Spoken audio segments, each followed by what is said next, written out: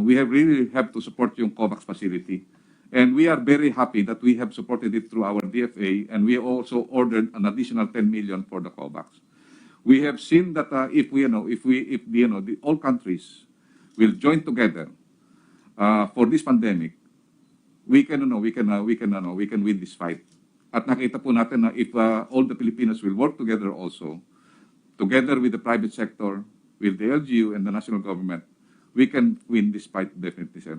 So yun lang po, mahal na President, at ang sinasabi nga po natin na talagang yung equitable access at saka po yung tinatawag nating walang iwanan at walang maiiwan, dapat po yun po din talaga ang talagang gagawin po natin.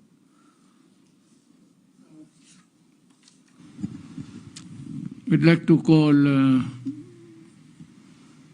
Dr. Domingo. What are the latest applicants for a permit to operate or to distribute or sell dyan sa opisina mo ngayon?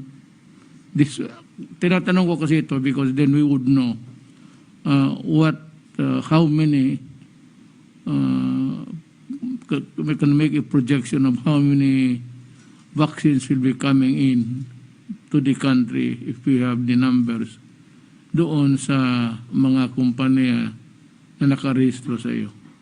Kindly give us just a rough figure so that we can at least tell the public that we expect this more than this number for this month. Go ahead. Good afternoon po, Mr. President. I will give you a update on the emergency use authorizations po that we have granted at the FDA, and then vaccine that we hope might be also applying with us. Can we have the slides, please? At this time po, there are 111 vaccine candidates all over the world. These are the ones that are ongoing clinical trials on humans already, meaning phase 1, 2, and 3. And of all these 111 candidates, there are already 14 that are being used in different countries worldwide. In at least one country po.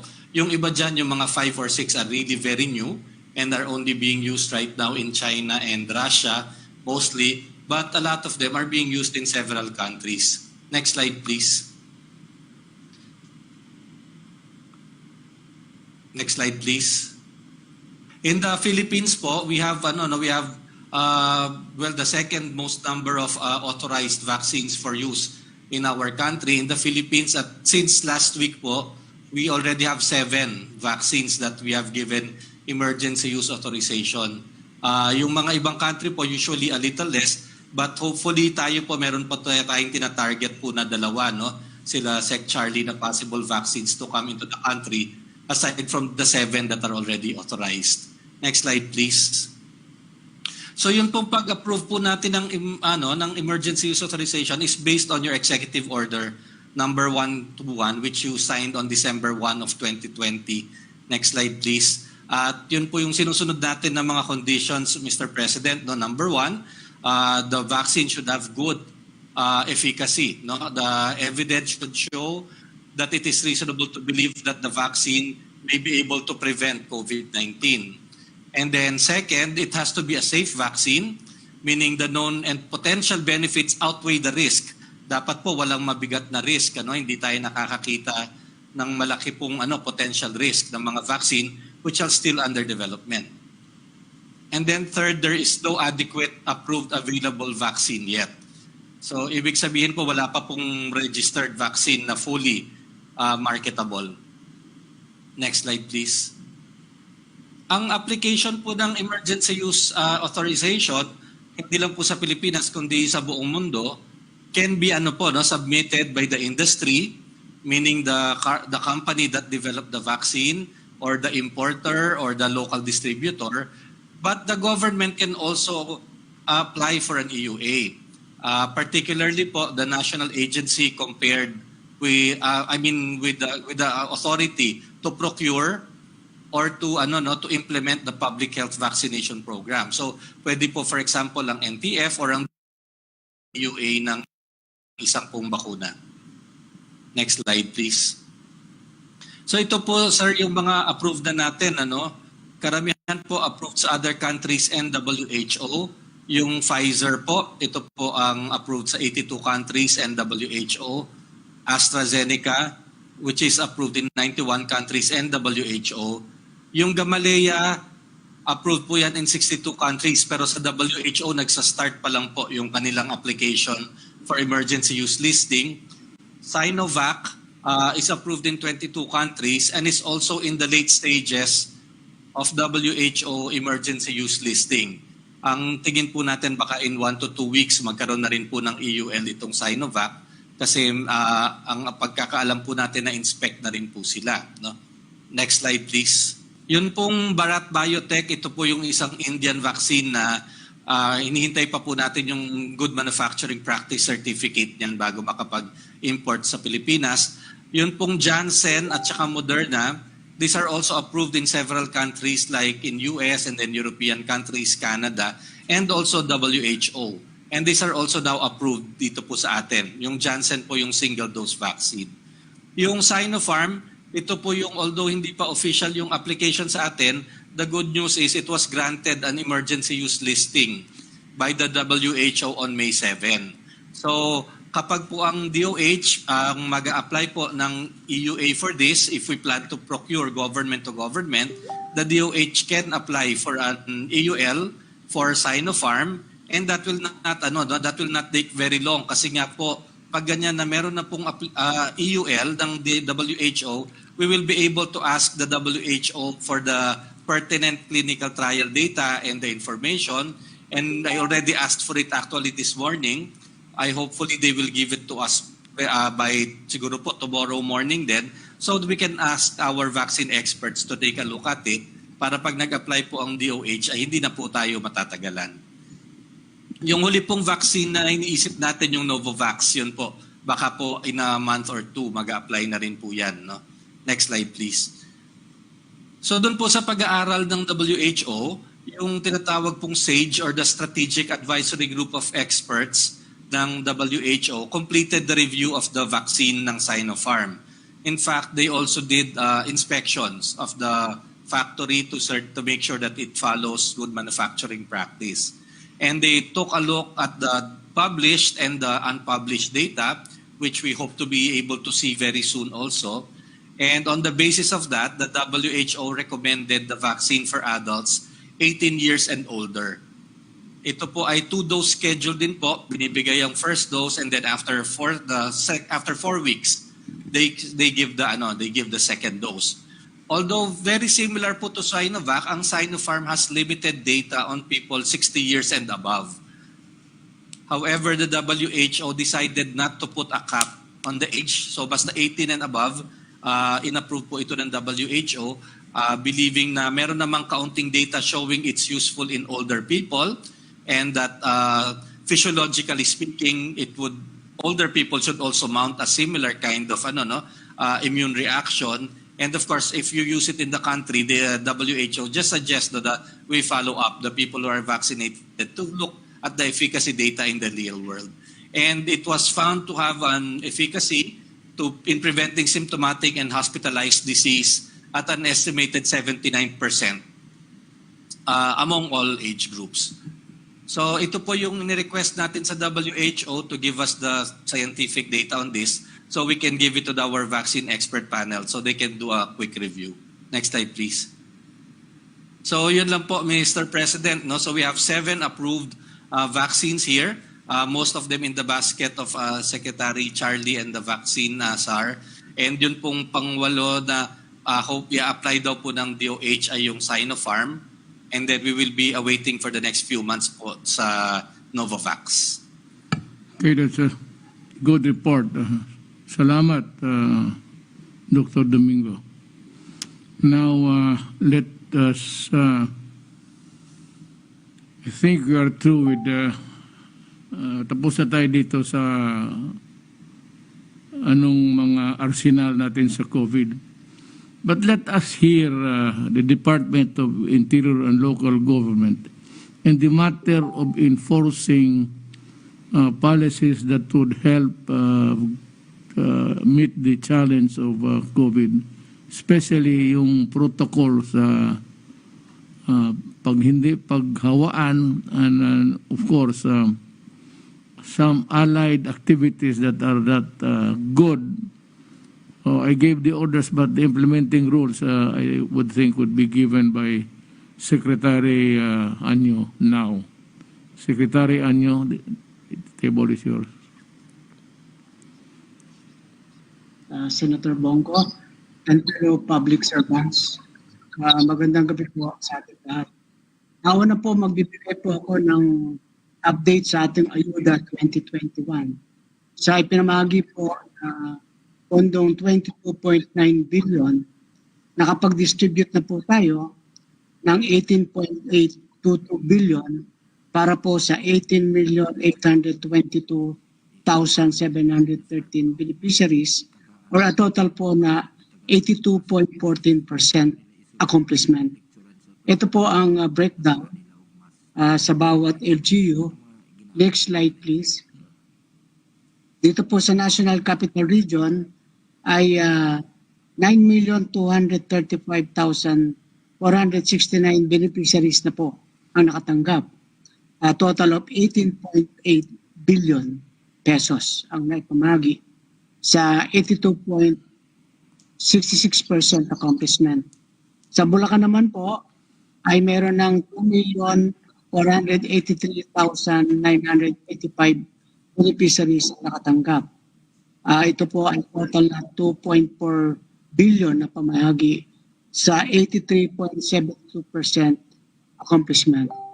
Sa probinsya naman po ng Cavite, meron na pong nakatanggap na 2,559,602 beneficiaries, or a total of 2.55 billion pesos na naipamigay sa 74.31% accomplishment.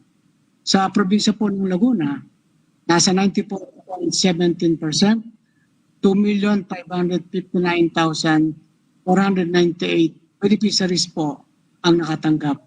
At sa probinsya ng Rizal ay 1,984,159 individuals ang nakatanggap ng ayuda sa kabuang 75.94% accomplishment. Sa kabuuan po, nakatanggap tayo ng commitments about 112,659. Ito po ay sari-sari, mga tao na qualified pero wala sa listahan. Ang iba po ay nag-aantay ng kanilang ayuda. Ang 62,137 po ay na-resolve na at ongoing naman po ang pag-atapag sa 49,283. Meron pa naman po tayong limang araw para may pamigay ang natitirang ayuda sa ating mga kababayan. Next slide please.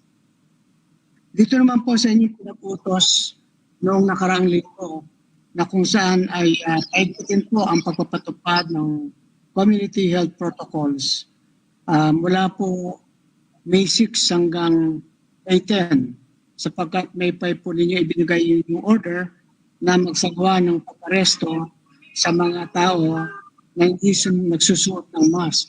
So makikita po natin sa panahon po na dumaan, meron pong 18,862 violators. 904 po ang ating inaresto, pero yung 9,379 po ay binigyan natin ng warning. Pinagmulta po ang 8,027 at nag-community service po ang 491. Ang 61 po naman ay na-inquest na. Patuloy po natin ipatutupad ang inyong pag-uutos na mag-aresto po kaya hindi po sumunod sa pagsusuot ng face mask. Sa mass gathering naman po, pinatutupad po natin din ang inyong pinag-uutos sa pamamagitan ng Memo Circular 2021-050 na inilabas po ng DILG. Mayroon po tayong 280 violators at kahapon po at kanina, ang pinaka-controversial na issue po ay ang gubat sa syudad resort incident na kung saan po ay more or less 300 ay pumunta sa resort na dapat ay sarado at nagkaroon po ng mass gathering. So ang ating pong PNP at ang LGU ng Caloocan City ay nagsasagawa na po ng pag-file ng mga kaso sa mga violators, kasama po yung owner ng syudad, ng gubat sa syudad resort, at ang pag-summon at pag-aresto po sa barangay captain ng barangay 171 Caloocan City sapagkat hindi niya naipatupad ang community health protocol, lalong-lalo na ang mass gathering na supposedly bilang isang barangay official, alam po niya dapat ang nangyayari sa kanyang nasasakupan. Sa physical distancing naman po, meron tayong 5,470 violators at ito po ay binigyan po natin ng warning, ang iba po ay binigyan ng pagmumulta, community service po ang 205 at na-inquesta po ang 186. Tuloy-tuloy po namin patutupad ang inyong instruction sapagkat ito po yung pinagmumulan ng sinasabi nating outbreak kapag po sumawahi sa public health standard protocol, lalong-lalo na kapag hindi nagsusot ng face mask. Nag-usap na po kami ng DOJ Undersecretary Leonard Ibarra at gumagawa po kami ng guidelines para pagtibayin lalo kung paano ipatutupad ang pagpapatupad ng pagpapatupad sa mass gathering, kasama na po ang hindi pagsusunod ng face mask. Susunod na slide please. Dito naman po sa ating kampanya laban po sa illegal drugs, mula po sa panahon ng 01 up to 09 May o 10 araw po ang nakaraan ay nagkaroon po ng operation ang Philippine National Police at iba pang mga ahensya kasama ang PIDEA ng 1,121 operations. Nakapag-aresto po tayo ng 1,543 drug addicts, drug users, and drug peddlers. 11 po ang namatay during the operations at meron pong 38 na nag-surrender. Sa kabuuan, 29.98 kilos sa shabu ang tinasamsam, 516.9 kilos sa marijuana. Meron pong street value na tinatayang 265,904,094 pesos po ang ating nakumpiska. So yan lamang po muna ang aking may report, Mr. President. Salamat po. Thank you, Secretary Anyo. Let me explain the finer points of law involved in this process of arresting people who are violating the protocol. Alam ho ninyo, ang persons of authority is the president, the barangay captains, and the mayors. Hindi nga ang governor eh. Totoo lang. It's only, I think the president, of course, tapos ang barangay officials, the municipal officials, the mayor, the barangay captain, and the teachers, lahat sila. All are persons in authority. Kaya ho binigay ang supervision sa police because ang police dyan sa munisipyo is the person in authority. Ang mga police are agents of a person in authority. Lahat. Baski si PNP chief is only an agent of a person in authority. He is not a person in authority.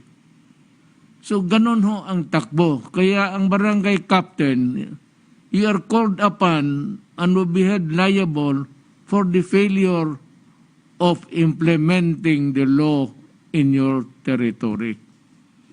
Yan ho kasi magsabi bakit bigay sa amin yan. Anak ng, hindi ninyo alam, yan. That is the reason why you have to enforce the law. Yung barangay captain sa iyong lugar mo, you are the person in authority. Kaya nga makipag-away sa inyo, kung in addition sa nasugatan kayo, it could be a direct assault. may isang kaso pa nakapatong na paglaban mo sa otoridad ng gobyerno. That's the reason why. Ngayon, I am satisfied with the implementation of the law. Ako kasi ang itaas. So ako ang magsabi. But, you know, the guidance and everything, direction, should be followed by the persons in authority. Tayo. Tapos, down sa inyo. Sa bababa. Yan ang ibig sabihin ng batas dito. So, thank you. I said, Secretary Anyo. Now, let us go to now to this issue of papalakihin na natin yung ulo ng mga kalaban. But then, we have to somehow, whether we like it or not, we have to explain to the people why ganito ang sinasabi nila at bakit mali. And I would like to call on Secretary of the Foreign Affairs, Secretary Locsin, to do the preliminary explanation or talk. Mr. President, colleagues, the issue here, you can keep talking about the arbitral award. And we all know how brilliantly that arbitral award was won when our German lawyer took away all aspects of sovereignty in the issue. Hindi yung they will decide, the arbitration will decide who is the sovereign over this or that area. Right, Harry? Okay. What the German did is he said, let's just ask them to rule what happens with these features. They show themselves at high, they're still apparent, you can see them at high tide, or you see them only at low tide, and what does it generate? What kind of territorial, what kind of sea it generates? That's it. Now, the question really is, who lost possession of that reef, Scarborough? I was a little hard on I have been very hard on the Americans, blaming them, because when there was a confrontation between a Philippine ship, Del, please correct me, at any point, and a Chinese ship, and now it's become 30 ships, according to the Rosario, so I'm not sure how many ships there are, no? But when they confronted themselves, the interference, the participation of the United States was to try to stop people from attacking each other. Well, they think it's their job. So they said, stand down. So they stood down. And then the United States told both sides, not taking sides, said, withdraw. Now, if you believe, your government at that time believes that that is yours, why will you withdraw? These are only good officers of the United States. It is a suggestion. I think you should both withdraw. So what you should have done, I don't want to say that like I know better after the fact, but the truth is, if I have UNCLOS on my side saying we are within the exclusive economic zone, and the Chinese ship is not, from my point of view, then I'll just look at the other side and say, go. When you go, I'll go. But you go first. Instead, our side withdrew. So what happens to our claim that this is ours? Just give it up. Now, later on, they went to court. And then it decided one thing. Harry, tell me if I'm wrong. That the historical claims of China must yield to UNCLOS because it's the latest law on it. Never mind your history, whatever you think. History does not confer rights. Tradition does not confer rights once a law comes into play. So, that's all. I mean, why did we yield possession? And that's, I think, the first thing you must ask.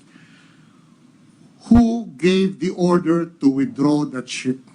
Because it is from there that we start having the problems that are actually a separate issue from the arbitral award. We won it. Well, actually, from the time when we won that, I immediately announced to the United Nations, again, please correct me. I said, this is not just us. By the way, the rest of the world didn't care. This is not just us. This is applicable to Norway. This is applicable to any other country because it was not a determination of Philippine or Chinese sovereignty. It was a description of features in the maritime areas. That was it. Now, who moved aside from that issue and then who yielded possession in the first place? I think you decide. I won't say. I'll just decide who withdrew.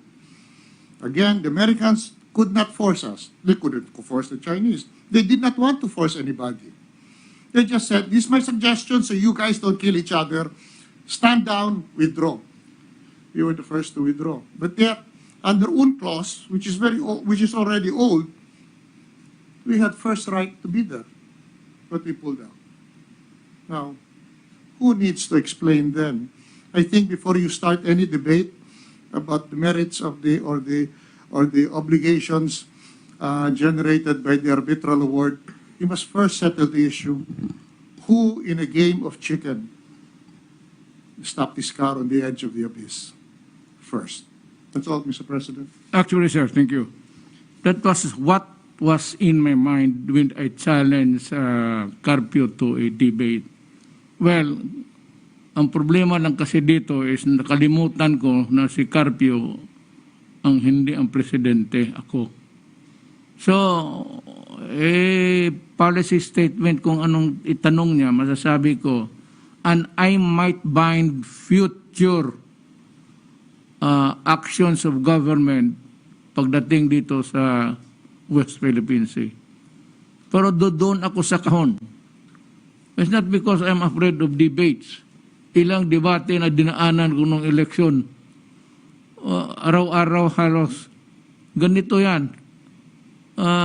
Hindi ako lalabas, just like the position of the Secretary of Foreign Affairs. I would insist on the one issue before we go to the other side issues.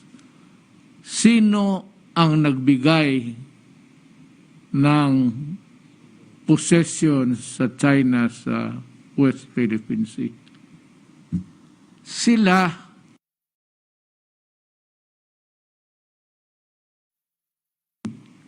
Kaya kung hindi sila umalis, di walang problema. Tayo ang umalis because yung sabi ni Secretary Locsin about the good offices, ang ibig sabihin ng magandang loob lang, offer to mediate na para hindi magkaupakan. That was the America was there for.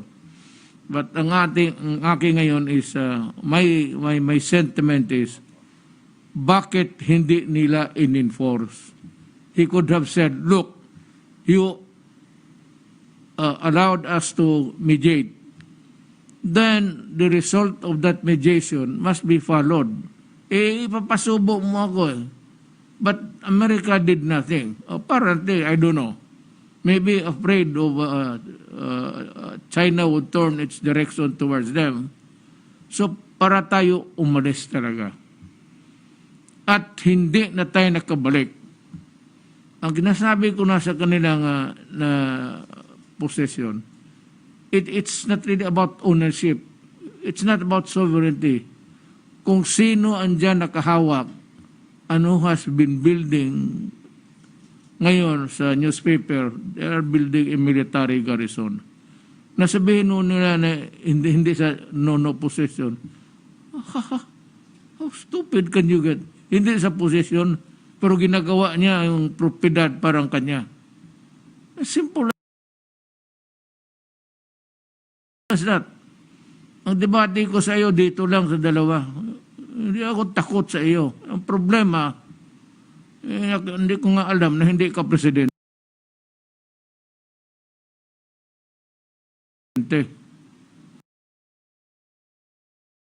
Wants to do it. Every president, it was only the armed forces of the Philippines after independence for some reason, nobody understands, including the great writer Hayton, started picking up features before UNCLOS. I think the armed forces had foresight. But whatever it was, they were all alone, so they did it. But the question is this. When they said in good offices, as the president used, I didn't even know the term, the good offices to mediate, stand down, withdraw. When we withdrew, the United States has no obligation, Mr. President, to go to war. The thing about the Mutual Defense Treaty is you have to be attacked. Nobody was attacked. We withdrew. If the Chinese wanted to attack, there was nobody to attack. The other side left, and I don't know if they would have attacked. That's one thing. I have talked to the Chinese, to Foreign Minister Wang Yi. They have no intention to do that. If you had kept up that face-off, it might have ended up in just the two sides talking to each other. But why we withdrew when we had UNCLOS in place that said, under this law, we have the right to be here, you don't.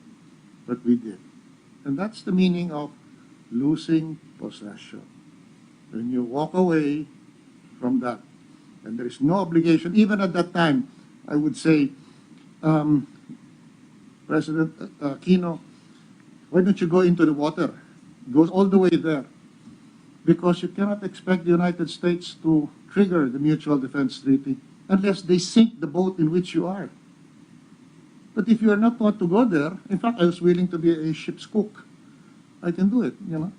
If you're not willing to go there, there's no obligation to defend the Philippines because it hasn't been attacked. There's no obligation to defend if you are not attacked. And that is what was avoided. One ship sailed away. Mr. President. I would like to hear the opinion of illegal luminary, si Secretary Panelo. Mr. President, mulat sa pool, hindi ako sang-ayon doon sa debate. Unang-una, ano bang pagdidebatehan? Resolve naman yung mga issue.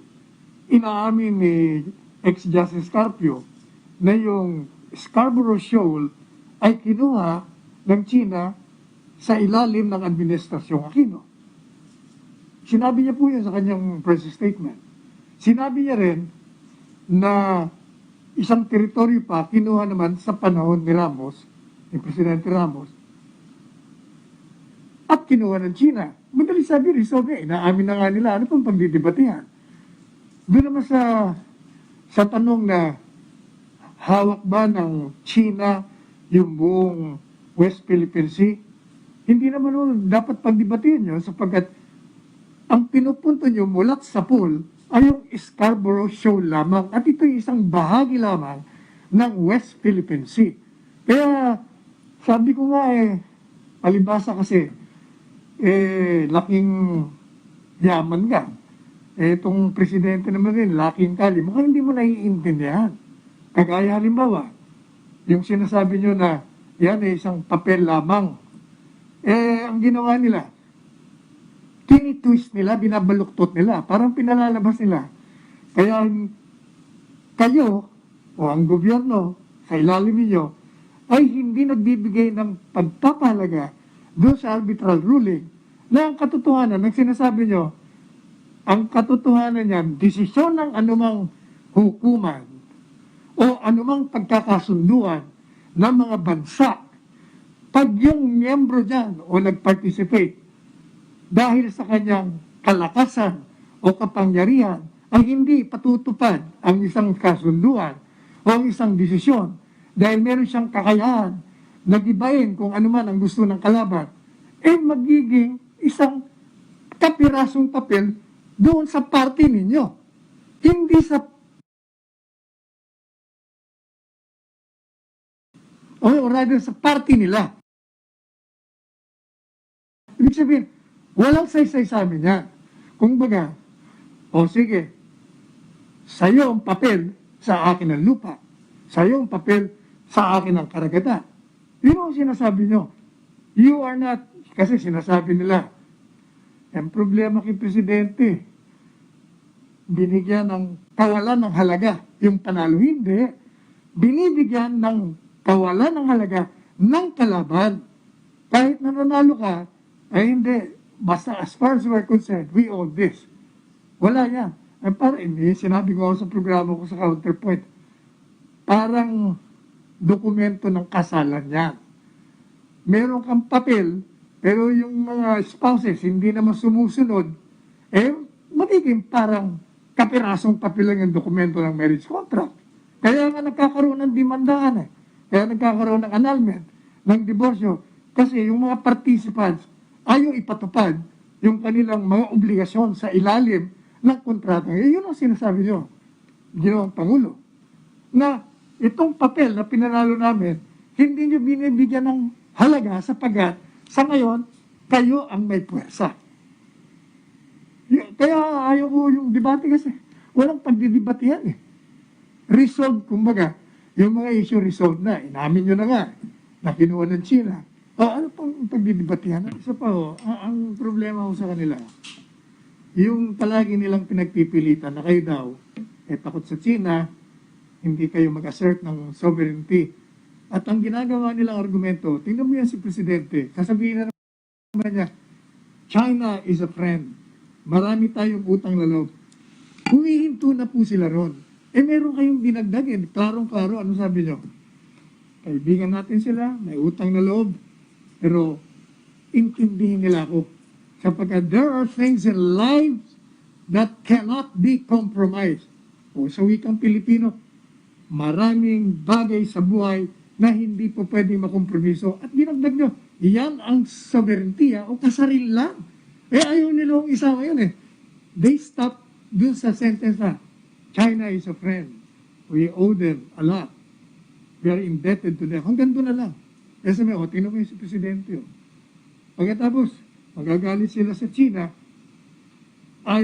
meron pang isa sinasabi sila, bakit naman ang gobyerno ninyo? Ang preferensya nyo, yung mga Chinese vaccine. Tinatago po nila na 7 vaccine manufacturers ang kausap natin. Hindi lamang yan. Biro nyo. Hindi ba, sabi nila, Pfizer ang gusto nila, Moderna. Pero hindi naman dumating. Ang unang dumating, binigay pa ng China, libre pa. Galit na galit pa sila. And yet, yung mga taong galit na galit sa China, ang itinuturok sa kanilang mga braso, puro Sinovac. Ano ba yan? Makamura lang ako dito. Huwag na lang. Kayo na lang magsalita. Basta doon ako sa kahon lang sa takot ako. Ano yung utak niya? Pareho kami abogado. Hello? Pero ayaw ko na magsalita. Publiko pa naman tayo. Nagmumura ako hindi lang inis, galit. Mga gago kung ano ginagawa. Using me as an excuse to right the wrong. Buang. Ano mo, it is never wrong to say that I owe you a debt of gratitude. Totoo Binigyan tayo, tinanggap natin, ginamit natin. But it does not mean na tanggapin ko yung bakuna at tapos sabihin ko, kalimutan ko na yung claim dyan sa West Philippine Sea. Okay na yun dahil sa bako. It is never like that. The world does not operate like that. The international relations would never work in that kind of na gamitin mo yung ginamit ninyo, anak ng witing itong mga kayo ginamit pala rin ninyo tapos ngayon sabihin ninyo na mo ganito ganyan. So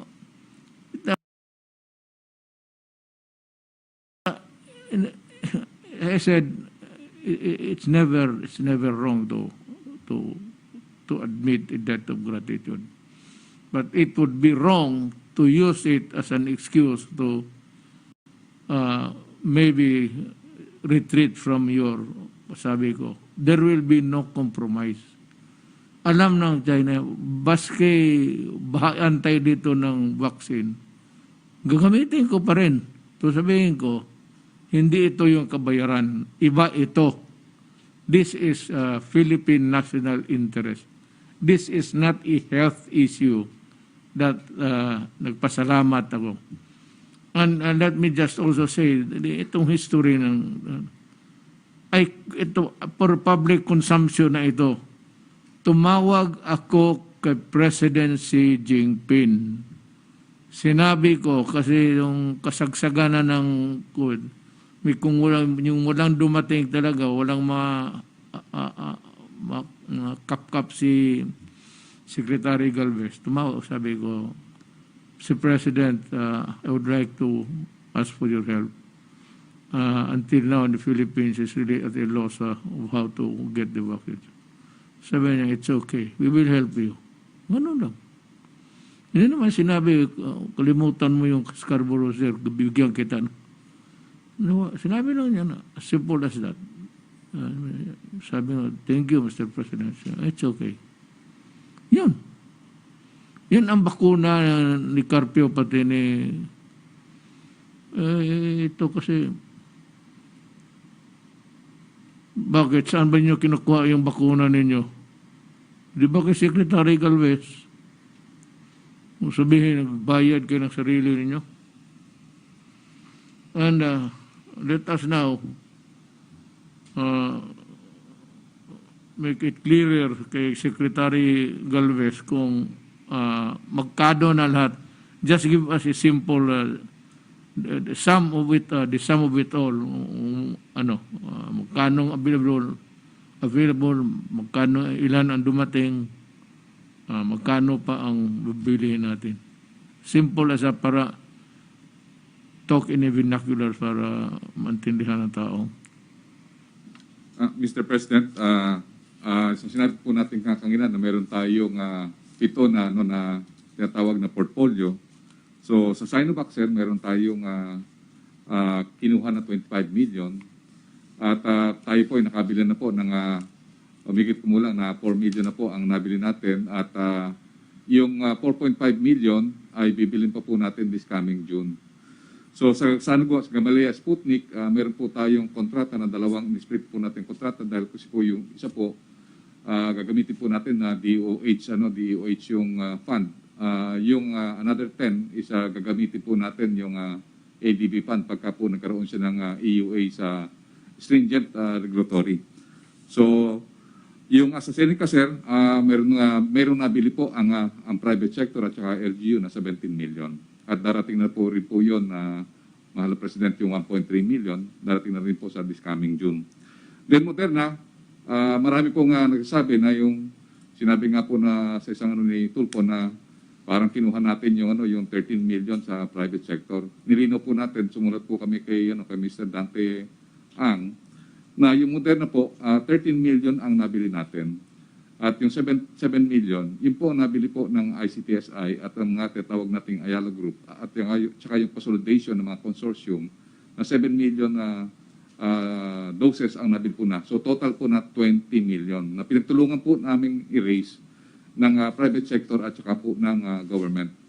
Initially, ang ano po natin noon, ang hatian supposed to be is 8 million sa government at 12 million po sa private. Pero hindi po nakuha yung ng consortium yung 12 million. So kinuha po natin yung dahil sayang din po yung yung volume. Sinasabi nga po nila na kailangan natin that time yung volume. So nangyari nga po na nabayaran po natin through World Bank yung 13 million. Then sa COVAX meron po tayong darating na 44 million at nag-order pa po tayo ng additional 10. So more or less mga 54 million po ang dating po sa atin sa COVAX. At ongoing po ang negotiation natin sa Pfizer na 40 million at sa J&J na more or less 5 to 10 million. At sa Novavax po, meron po tayong 30 million. So all in all po, ang doses na nakalaan sa atin, medyo may pasobra tayo dahil kasi yung nga po ang tinitingnan po natin na ang ating vaccination might be happening in 2 or 3 years time. Para at least ang ano po natin, January, hindi na po tayo maghihintay dire-diretso na po tayong mag-vaccine again ng second natin, tinatawag natin na second tranche ng ating vaccination. Kasi po, yun ang sinasabi po ng ating mga mahal na mga expert na this COVID might be a long haul na 3 taon tayong magpapabakuna. So sa lahat po, maabot po ng 193 million doses. At ang nabayaran na po natin through DOH fund is yung in-order po natin sa China at saka po yung 15% na in-order natin na 10 million sa Gamaleya Sputnik. And then yung Moderna, dahil darating na po siya, meron na po tayong advance through World Bank. Yung iba po na hindi pa po dumadating, hindi pa po namin babayaran dahil kasi po ang ano po natin is 15% babayaran po natin, and then later on, pagka once na papadating na po, babayaran na po natin yung 85%. Yun po ang ano po natin, mahal na President. Okay, now let us end this with an explanation itong jet ski brouhaha. Alam mo, panahon ng kampanya yon, hindi siguro sanay itong mga gago na style ko sa kampanya. Pati yung bunganga ko ngayon. Nagyabang ako na pupunta ako sa Sprat Day. Magdalaga ako ng flag, sakay ako ng jet ski. Nagplano ako niyan. Bumili ako ng jet ski, ang kaya ko second hand lang. So nag-order ako ng pizza. Hanggang ngayon, hindi pa dumating since then. Walang dumating, wala akong magawa. Ngayon, Secretary Lorenzana, may I ask you, how far is this Pratley from the beach of Palawan? Tingin mo, ilang kilometers yan?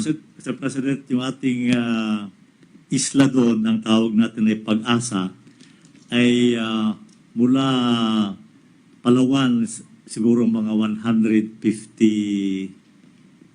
kilometers. Nautical miles. Hindi kilometers, nautical miles. miles. So malayo po yun, Mr. President. So ganun, when I was plotting, nagpa-plot ako kung saan ako magdaan, nakita ako doon, ilan naman yung tangke ng jet ski. Kailangan ko ng gasolina, supply. Pagtingin ko, puro dagat, wala man ako makitang gasoline station along the way. Sabi ko, mahirap ito. Dito tayo mamatay na walang kakwenta-kwenta. So, yan ang istorya. Ngayon, paano to? Paano? Panahon sa panahon sa kampanya yan. At saka yung biro na yun, yung we call it bravado, yung bravado ko, was a pure campaign joke. At kung naniniwala kayo sa kabila, pati na siguro si Carpio, pati I would say that you are really stupid. Maghanap ka ng tao dito magpunta ng jet ski. Hindi ba ako mag-abot pa ng ilang oras, I would conk out in the middle of the sea. Sabi nila, ang waves, ano bang waves sa Tagalog? Yung alon pala dyan kasing laki ng dagat. Sabi ko, mahirap ito. Sabihin ko na ng balang araw sa pinipiling nyo na inabot talaga ako ng takot. Wala ako magawa. Takot ako mamatay. Walang gasolina. Ang spare parts hanggang ngayon, wala. Tapos pagsabi na pupunta ka doon, sabi ng Navy, ang alon, maabot mo sir kasi laki ng barko. Una, patay. So, balik ako doon sa Kung naniniwala kayo niyan, I really do not know if you harp on that. It's a pure... I was not taking lightly the sovereignty, but it's a pure joke actually. But just to emphasize na talaga, hinaloan ko lang ng biro. Ngayon kung if you swallow it, my God, hindi na lang ako mag-comment na. Sino gago? Alam ba ninyo hindi ako marunong maglangoy? Kung matumba yung yawa na pa, magkapakapa na ako. By this time, I would have been the late Rodrigo Duterte. Kung totohanan na yun. Ngayon, mukhang yun ang jet ski. Kayong maniwala kayo para isipin ninyo kung paano maging totoo yan. Matutunaw yung utak ninyo. So, mga kababayan ko, yun ang explanation ko sa jet ski at sa ibang mga issue sa ating confronting sa ating bayan. I would say to you, it was a pleasant thing to be with you tonight, and maraming salamat sa pagtagiling ninyo.